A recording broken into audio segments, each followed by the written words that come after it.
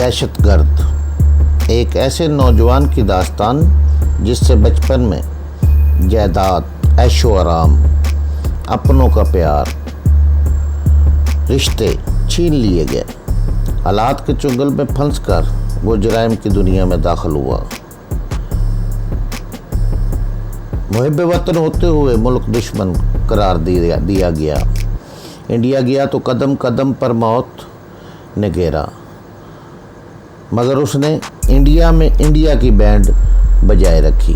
داستان کی طرف جانے سے پہلے چینل کو سبسکرائب کریں، لائک اور شیئر کر کے اپنی محبت کا ثبوت دیں۔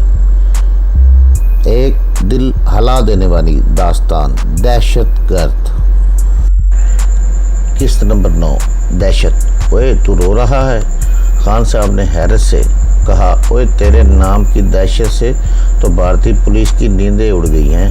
انتہا پسند ہندو لیڈروں کا سکھ چین رام ہے اور تو رو رہا ہے؟ یہ تو تشکر کے آنسو ہیں خان صاحب، میں نے جواب دیا۔ دیار غیر میں کسی غریب الوطن کو گھنی چھاؤں میسر آ جائے تو اس سے بڑھ کر اور کیا ہو سکتا ہے؟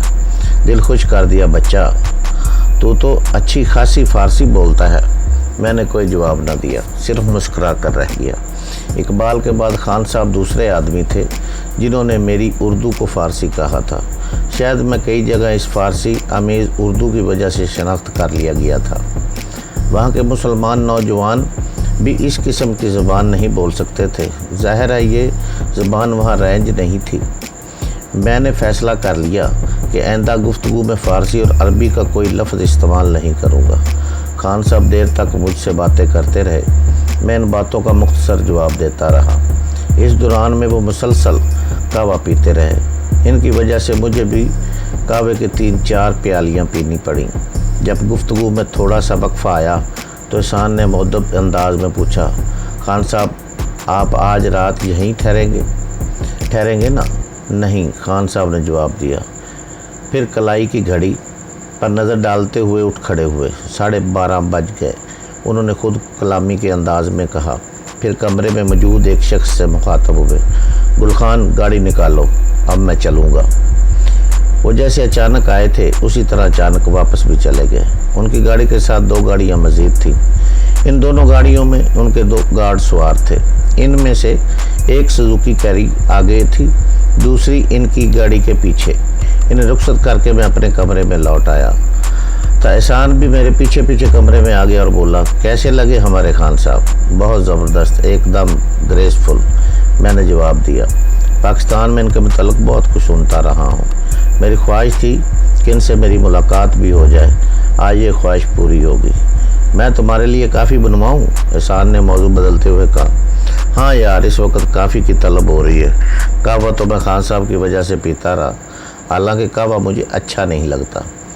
احسان کافی کے لیے کہنے چلا گیا۔ وہ واپس آیا تو میں نے اس سے پوچھا، مجھے آج کا اخبار مل جائے گا؟ ہاں، کئی اخبار موجود ہیں، میں بھی لے کر آتا ہوں۔ وہ اٹھ کر دروازے کی طرف بڑھا، پھر جاتے جاتے رک گیا اور بولا، مگر وہ تو سب ہندی کے اخبار ہیں، میں کل سے تمہارے لیے انگلش کے اخبار بھی منگوا لوں گا۔ پھر وہ مسکرا کر بولا، آج تم خوب سوئے ہو، میرا خیال ہے فی الحال تمہیں نیند نہیں آ رہی ہوگی۔ دراصل آج میں بھی دن میں خوب سو گیا تھا۔ میں جانتا ہوں کہ تم میری بکواس سننا چاہ رہے ہو، مگر پہلے مجھے کافی تو پی لینے دو۔ وہ مسکرا کر بولا۔ کافی پینے کے بعد میں نے کمبل جسم کے گرد اچھی طرح لپیٹ لیا، کیونکہ سردی میں اضافہ ہوتا جا رہا تھا۔ احسان بھی رضائی اوڑھے آرام دہ کرسی پر بیٹھا تھا۔ ہاں تو میں نے کہا، بات کہاں ختم کی تھی؟ میں نے پوچھا۔ تم اور ناصر گلوریا کو لینے GPO گئے تھے، احسان نے کہا۔ وہ دونوں تیزی سے گاڑی کی طرف آئے۔ گلوریا پچھلی نشست کا دروازہ کھول کر اندر بیٹھ گئی۔ میں نے کھسک کے ڈرائیونگ سیٹ ناصر کے لیے چھوڑ دی۔ ناصر نے بیٹھتے ہی گاڑی آگے بڑھا دی۔ گلوریا نے سر پہ سکارف باندھ رکھا تھا، گہرے رنگ کے شیشوں کا چشمہ لگا لیا تھا۔ گاڑی میں بیٹھتے ہی اس نے مجھ سے پوچھا، تم خیریت سے ہو نا؟ خیریت کہاں ہے، میں نے مسکرا کر بولا۔ رات مجھے اندازہ تھا کہ اس کے آدمی میرے استقبال کے لیے پہلے ہی میرے گھر پر موجود ہوں گے۔ میں احتیاطاً گھر کی طرف نہیں گیا تھا۔ پھر میں نے اپنی اور باس کی گفتگو کے بارے میں بتایا۔ تم سے دشمنی تو سمجھ میں آتی ہے، مگر وہ میرا دشمن کیوں ہو رہا ہے؟ گلوریا الجھ کر بولی۔ تم سے تو کوئی کوتاہی سرزد نہیں ہوئی؟ میں نے پوچھا۔ اگر ہوئی بھی تو اس کا یہاں کے معاملات میں کیا تعلق؟ یہاں کا باس تو مجھے سزا دینے کا مجاز نہیں۔ بے اختیار مجھے ہنسی آ گئی۔ گلوریا ناگواری سے مجھے گھورنے لگی۔ میں نے سنجیدہ ہو کے پوچھا، تم کب سے اس سینڈیکیٹ کے لیے کام کر رہی ہو؟ اس وقت میری عمر 15 سال تھی جب میں نے اس میں شمولیت اختیار کی تھی، گلوریا نے جواب دیا۔ اس کے باوجود تم سینڈیکیٹ کے طریقہ کار سے واقف نہیں ہو؟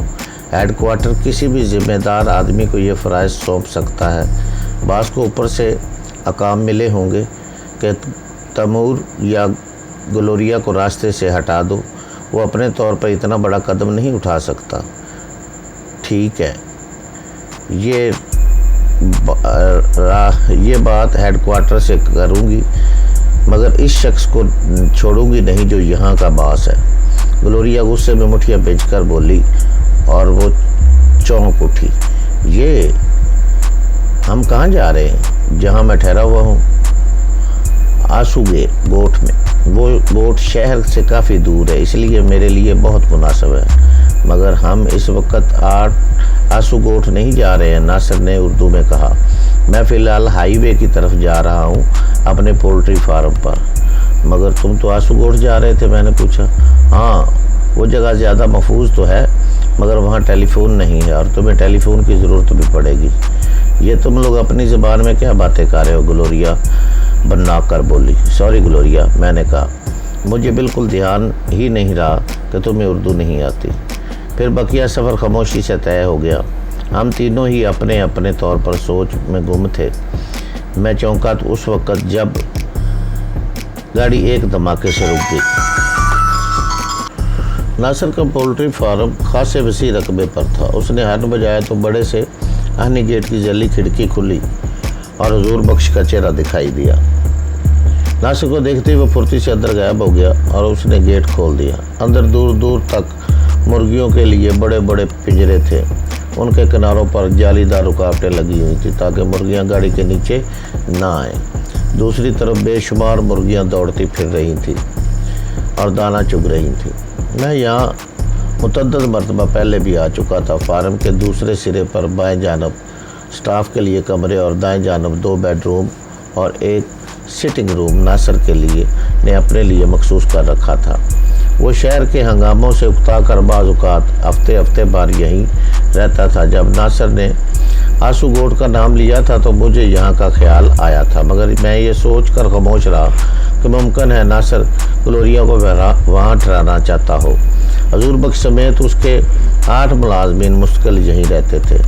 ان میں ایک مینیجر، ایک خانسامہ اور بقیہ مرغیوں کے نگران تھے۔ حضور بخش پولٹری فارم کا چوکیدار بھی تھا اور ناصر کی غیر موجودگی میں اس کے تمام کام بھی وہی کرتا تھا۔ ناصر اپنی گاڑی کو سیدھا گراج کی طرف لے گیا۔ ناصر کے اقامتی حصے کا ایک بغلی دروازہ گراج کی طرف کھلتا تھا۔ جب ہم اطمینان سے اندر جا کر بیٹھ گئے تو ناصر نے فون اٹھایا، نواب شاہ کے لیے ایک ٹرنک کال بک کروا دی۔ ہاں آپ بتاؤ، میں نے گلوریا سے پوچھا، تمہارے ساتھ کیا واقعہ پیش آیا؟ وہ شاید پہلے سے میرے کمرے میں چھپے ہوئے تھے، گلوریا نے جواب دیا۔ چھپے ہوئے تھے؟ میں نے حیرت سے پوچھا۔ کیا وہ کئی تھے؟ وہ 3 آدمی تھے۔ دلاور کو تو ہم بے ہوش کر کے چھوڑ آئے تھے، اتنی جلدی وہ تو نہیں پہنچ سکتا تھا۔ شاید اس نے اپنے آدمیوں کو پہلے سے ہی میرے ہوٹل بھیج دیا تھا۔ تمہیں احساس نہیں ہوا کہ کمرے میں کوئی بھی موجود ہے؟ میں نے پوچھا۔ میں نے بالکل دھیان نہیں دیا۔ میں تھوڑی بہت دلاور کی طرف سے تو محتاط تھی، مگر یہ تو میں سوچ بھی نہیں سکتی تھی کہ کچھ آدمی میرے کمرے میں میرے منتظر ہوں گے۔ انہوں نے فوری طور پر مجھ پر حملہ نہیں کیا۔ میں لائٹ آف کر کے سونے کے لیے لیٹ گئی تھی۔ کافی دیر تک مجھے نیند نہیں آئی تو میں نے ایک میگزین اٹھا کر پڑھنے شروع کر دیا۔ پھر جب ہلکی ہلکی نیند آنے لگی تو میں ٹیبل لیمپ کا سوئچ آف کر کے لیٹ گئی۔ میں نیم غنودگی میں تھی کہ مجھے ہلکی سی آہٹ محسوس ہوئی۔ میں نے ایک دم اٹھنے کی کوشش نہیں کی، بلکہ اسی طرح ہی لیٹے لیٹے آنکھیں کھول کر کمرے کا جائزہ لیا۔ کمرے کا دروازہ آہستہ آہستہ کھل رہا تھا۔ کوریڈور میں کی مدھم روشنی میں مجھے نظر آ گیا کہ دلاور کمرے میں داخل ہوا ہے۔ دلاور نے کمرے میں داخل ہو کر ایستگی سے دروازہ بند کیا اور اسے بولٹ کر کے سوئچ بورڈ کی طرف بڑھا۔ پھر اس نے اچانک لائٹ آن کر دی۔ اس وقت میں نے دیکھا کہ دلاور سمیت کمرے میں 4 آدمی ہیں۔ وہ سب میرے بیڈ کے ارد گرد کھڑے تھے۔ دلاور کے ہاتھ میں اس کا مخصوص ہتھیار باریک آہنی وائر تھا۔ میں نے لیٹے ہی لیٹے گند بھری اور دلاور پر جا پڑی۔ وہ اس غیر متوقع حملے کے لیے تیار نہیں تھا، اس لیے گڑبڑا گیا۔ میں نے ایک جھٹکے میں وائر اس سے چھین لی اور اس دوران میں بیک کک مار کے میں اس کے 2 آدمیوں کو نکارا کر چکی تھی۔ پھر میں نے وائر دونوں ہاتھوں میں پکڑ کر اس کا پھندا ایک دم دلاور کی گردن میں ڈال دیا۔ تیسرے آدمی نے بڑھنے کی کوشش کی مگر میں نے جھٹکا دے کر دلاور کو ڈال بنا لیا اور اس کے ساتھی سے ڈپٹ کر بولی، اگر آگے بڑھنے کی کوشش کی تو میں اس کی گردن تن سے جدا کر دوں گی۔ میں نے اپنی گرفت مزید سخت کر دی۔ دلاور کے حلق سے خرخراہٹ کی آواز نکلی، پھر اس کی گردن ایک طرف ٹلک گئی۔ میں نے اچانک دلاور کو چھوڑ کے اس کے ایک بے ہوش ساتھی کا ریوالور اٹھا لیا اور تیسرے آدمی سے ڈپٹ کر بولی کہ اپنے ان دونوں آدمیوں کو ہوش میں لاؤ اور یہاں سے نکل جاؤ ورنہ میں گولی مار دوں گی۔ اس سے پہلے کہ وہ انہیں ہوش میں لاتا وہ دونوں خود ہی کراتے ہوئے ہوش میں آ گئے۔ میں نے ان سے کہا یہاں سے دفع ہو جاؤ۔ ان کے جانے کے بعد میں نے دلاور کی طرف توجہ دی۔ وہ ابھی مرا نہیں تھا بلکہ صرف بے ہوش ہوا تھا۔ میں نے دروازہ کھول کر کوریڈور میں جھانکا، وہاں بالکل سناٹا تھا۔ میں دلاور کو گھسیٹتی ہوئی لفٹ تک لے گئی۔ اسے لفٹ میں ٹھونسنے کے بعد میں خود بھی لفٹ میں داخل ہو گئی۔ دروازہ اتنا کھلا رہنے دیا کہ لفٹ نیچے یا اوپر نہ جا سکے۔ پھر میں نے اسی تار سے دلاور کا سر جسم سے علیحدہ کر دیا اور باہر نکل کر لفٹ کا دروازہ بند کر دیا۔ میرے لباس پر بھی خون کے دھبے پڑ گئے تھے۔ میں نے پھرتی سے کپڑے بدلے اور دوبارہ کوریڈور میں نکل آئی۔ لفٹ ابھی تک اسی فلور پر کھڑی تھی۔ میں دوسری لفٹ کے ذریعے ٹاپ فلور پر گئی اور اس لفٹ کا اوپر کال کر لیا جس میں دلاور کی لاش تھی۔ میں نہیں چاہتی تھی کہ قتل کا شبہ مجھ پر کیا جائے۔ ویسے مجھے تمہاری پولیس سے یہ امید نہیں ہے کہ وہ اتنی جلدی کچھ کر سکے گی۔ ناصر حیرت سے آنکھیں پھاڑے اس کی بات سن رہا تھا۔ شاید اسے یقین نہیں آ رہا تھا کہ یہ نازک اندام اور خوبصورت دوشیزہ اتنی خونخوار بھی ہو سکتی ہے۔ میرا خیال ہے گلوریا، دلاور اتفاقیہ طور پر یہ تمہارے پیچھے نہیں لگا تھا۔ اسے یہ کام باقاعدہ سونپا گیا تھا، ورنہ اس کے آدمی تمہارے کمرے میں پہلے سے موجود نہ ہوتے۔ پہلے میرا بھی یہی خیال تھا کہ دلاور نے مجھ پر حملہ کیا ہے، مگر اس واقعے کے بعد میں بھی یہی سوچنے پر مجبور ہوں یہ سب طے شدہ منصوبے کے تحت تھا۔ پھر وہ کچھ سوچ کر بولی، مگر ایسا کون کر سکتا ہے؟ اچانک فون کی گھنٹی بجنے لگی۔ ناصر نے ریسیور اٹھا لیا۔ اس کی گفتگو سے مجھے اندازہ ہوا کہ وہ اپنے بابا سے بات کر رہا ہے۔ ٹیلی فون سے فارغ ہو کر اس نے کہا، میں نے کسی بھی خطرے سے نمٹنے کے لیے گوٹ سے 3 بہترین آدمی بلائے ہیں۔ اب میں دیکھوں گا کہ تمہارا باس کتنے پانی میں ہے۔ میں اس کی بات سن کر دل ہی دل میں ہنسنے لگا۔ وہ شاید باس کو چھوٹا موٹا کوئی بدماش سمجھا تھا۔ میں نے گلوریا سے کہا، تم باس سے بات کرو، دیکھیں وہ کیا کہتا ہے۔ ٹیلی فون سیٹ اپنی طرف کھسکا کر وہ باس کا نمبر ڈائل کرنے لگی، پھر تحقیرانہ لہجے میں بولی، پٹ می آن ٹو باس۔ شاید پھر فوراً ہی باس لائن پر آ گیا۔ گلوریا نے سرد لہجے میں کہا، ہیلو، گلوریا اسپیکنگ۔ میں کہاں ہوں؟ بھائی اپنے ہوٹل میں ہوں، اور کہاں ہوں؟ اس وقت میں جنرل پوسٹ آفس سے بول رہی ہوں۔ پھر وہ لہجہ بدل کر انتہائی سرد انداز میں بولی، باس تمہیں اپنے آدمی کے قتل کی اطلاع تو مل چکی ہوگی۔